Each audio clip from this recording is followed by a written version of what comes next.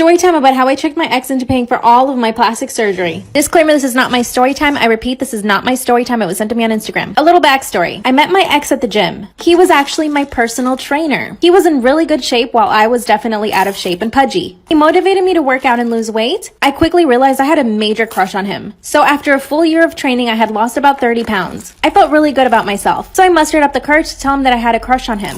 But unfortunately, he told me that he never dated clients. Then he said that we still had a lot of work to do on my body anyway. It was a punch to the gut. I decided I needed to get a new trainer because of what he said and because obviously I had a crush on him. Well, it just so happens that I landed in my dream job. I started making a lot of money. He followed me on Instagram and he started noticing it. I moved into a better apartment and I got a new car. I also got lip filler and cheek filler. That's when he calls me up and asks me on a date. I said yes right away. You'll never guess what happened next. Part 2 is up. Once he saw I had money, he asked me out on a date. I had been crushing on him for more than a year, so I said yes. Disclaimer, this is not my story time. It was sent to me on Instagram. We set up a date and it went really well. He paid for dinner and congratulated me on all my success. After that, we started hanging out almost every single weekend, and about a month later, he asked me to be his girlfriend, and I was so happy. I had my dream job, I lost weight, I looked damn good, and I got the perfect boyfriend too. But this is when he got toxic. He would start to criticize little things about my body. For example, I had a little bit of fat on my stomach, and he would point that out. Or he would point out that my boobs weren't that big. And like I said in part 1, he was a trainer, so he had abs. Made me feel self-conscious, so I never got undressed in front of him. Then one day he suggested I go to a plastic surgeon. He even looked up a few in my area. Part 3 is my boyfriend actually suggested I go to a plastic surgeon because he didn't like that my boobs were small and that I had a bit of a tummy. Disclaimer, this is not my story time. It was sent to me on Instagram. I got extremely offended, of course. Then he acted like what he said was completely normal. I told him that I love my body as it was. Then he said that I still needed to do a lot of work on it. Then he insinuated that his girlfriend needs to look just as good as he does. In other words, he thought he was better looking than me. So I thought to myself, okay, sure. Let's go to this plastic surgeon. But I was going to find a way to make him pay for it. You see, at this point, I was paying for a lot. I would pay for our dates and dinners. He would even sometimes ask me for gas money. We went to the plastic surgeon and I decided to get my boobies done. So I told my boyfriend that all my money was tied up in investments. Then I needed him to loan me the money. He said, yeah, sure, and he transferred the money. I got the plastic surgery and it looks amazing. I've since moved to another city, blocked him on my phone and on social media, and he hasn't been able to find me. I mean, I think he kind of deserved it, but I also feel guilty. What should I do? Story time about how I faked a pregnancy to get my boyfriend to marry me.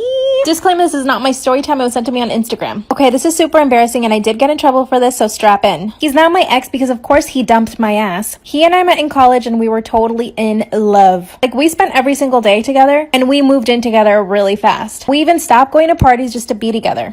About 3 years into the relationship, I told him that I definitely wanted to get married. And he told me that he just wasn't ready. Then everything got really bad. He became really cold towards me. When I confronted him about it, he was honest and he told me that he just didn't love me anymore. Then he moved out and literally cut me out of his life. Even his parents told me to leave him alone. So there's a pregnant girl working at the coffee shop I usually go to. I paid her $600 to pee on a pregnancy stick. I knew this was the only way I was going to get him to marry me. I show up to my boyfriend's house, but guess who's there? He's with his ex-girlfriend sitting on the couch watching a movie. That's when I willed myself to cry and I show him the pregnancy test. Part 2 is up. So I show my ex the fake pregnancy test so that he can marry me. Disclaimer, this is not my story time. It was sent to me on Instagram. Mind you, his ex is sitting on the couch waiting for him to come back so that they can finish watching their stupid movie. And when he saw that the test was positive, he started to cry. I told him that we had to talk and he told his ex to leave. Then he tells his parents to come into the room and his mom also started to cry when she saw the pregnancy test. I couldn't really tell if they were happy tears or if they were like, oh no tears. That's when I told him that I fully expected him to ask me to marry him. I even told him that I was 2 months along so we could start planning the wedding. That's when he told his parents that I was right. Then he asked me to marry him. I knew that I got what I wanted, but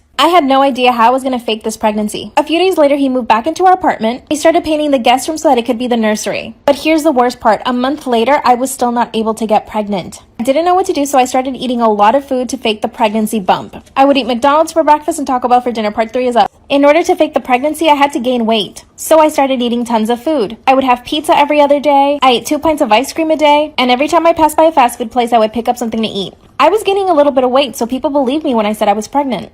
Finally, the wedding came around. I was so relieved once we were married because I knew I had to eventually go to the doctor. And I had decided that once the doctor said that I wasn't pregnant, I would put on a show and pretend that I just lost the baby. Well, when it finally happened, my husband straight up asked me if I made it all up. And I told him yes. It literally took him 1 hour to move out of the apartment. He went straight to get a restraining order, and my parents sent me to a psychiatrist. But you see, we're still married. He hasn't filed for divorce, so I think I should reach out to him. I know he and I will end up together. What do you guys think? Story time about how I caught my husband with his best friend in bed. who, by the way, is a guy. Disclaimer, this is not my story time. It was sent to me on Instagram. I knew that my husband was bi before we got married, and it never bothered me. In fact, that's how we met.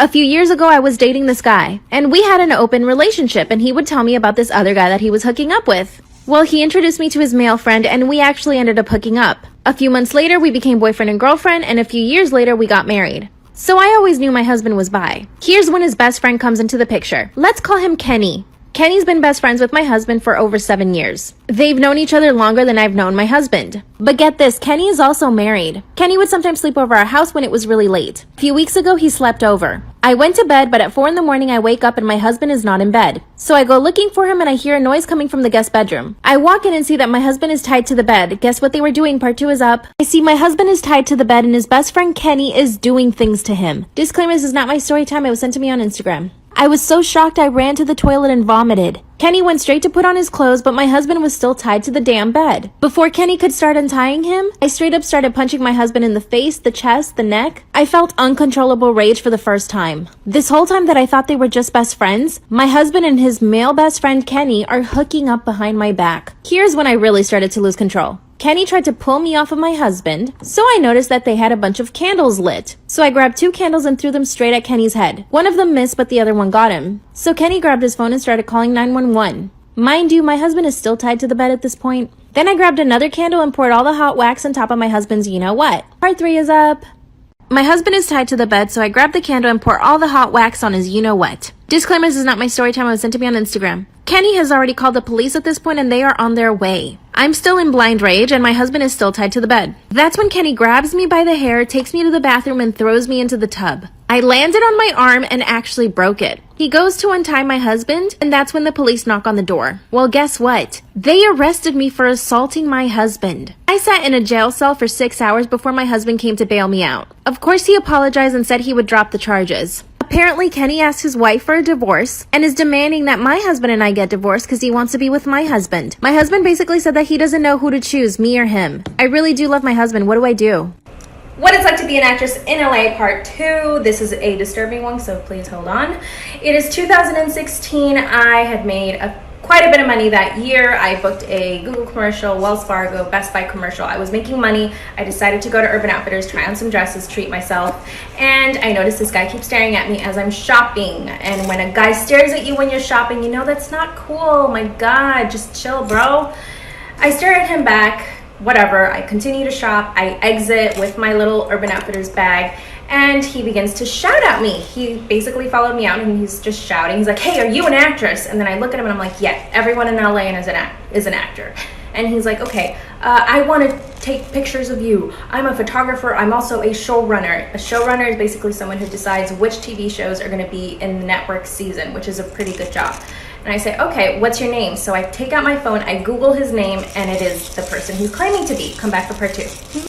I pulled out my phone, I Googled him, he was who he said he was. He showed me his website where he had all these shots of his models. All of them were signed to big agencies. And of course, I didn't tell my manager anything. I just gave him my email address. I was like, okay, email me and then we can set up a time. I asked him, do you pay? He's like, no, I don't pay. And I was like, okay, fine. I guess it'll just be for trade. And he begins to email me every single week asking me when we can shoot. I begin to say, I can't. I just had a really bad feeling. If you're a photographer and you're begging a model to shoot for free, it just comes off good. Don't trust people that are like that. I had a feeling and I just should have trusted myself. I guess there's gonna have to be a part 3 because this is a longer story. So, do you think I went by myself? Duh, I did not go by myself. I took my best friend with me, thank heavens, and we proceed to go to his house, which is in Los Feliz. Beautiful house. This guy's a showrunner. He's a millionaire. He's got an amazing house, beautiful Tesla, 2 Teslas. I guess come back for part 3. So we begin to shoot outside by his pool. My best friend is inside working on her laptop and he begins to compliment my facial features. My facial features, nothing terrible. And then he begins to ask me what I do outside for fun, like other than work. And then I said, I like to cook. I like to walk, you know, just random stuff. I didn't want to really chat with this guy. I just wanted to take pictures and get out. And then hopefully, you know, he would remember me for the future for a TV show or for another paying photo shoot. So then he begins to ask me if I'm in a relationship. I wasn't at the time, but I said yes. And then he begins to ask me other things like, Do I masturbate and do I want to fuck outside of the relationship? As soon as he asked me that third question, I got up. I said, you're making me extremely uncomfortable. You know that you're doing that. I want that SD card, and my friend and I are leaving right now. I walk inside to his house, and he begins to say, what are you talking about? I didn't say anything. I didn't say anything. In front of my best friend, like if he hadn't said what he just said. I asked him for the SD card. He said, no, I'm not giving it to you. You guys are gonna have to come back for part 4. Sorry. So he refuses to give us the SD card. I assess the situation. My friend is shouting at him to give us the SD card. He's not budging. Okay, I say, let's go. He could call the police. He could accuse us of doing something when he's the one who's sexually harassing me. Let's just go. We leave. I call my agent on the phone on the way back to my apartment. At this point, I am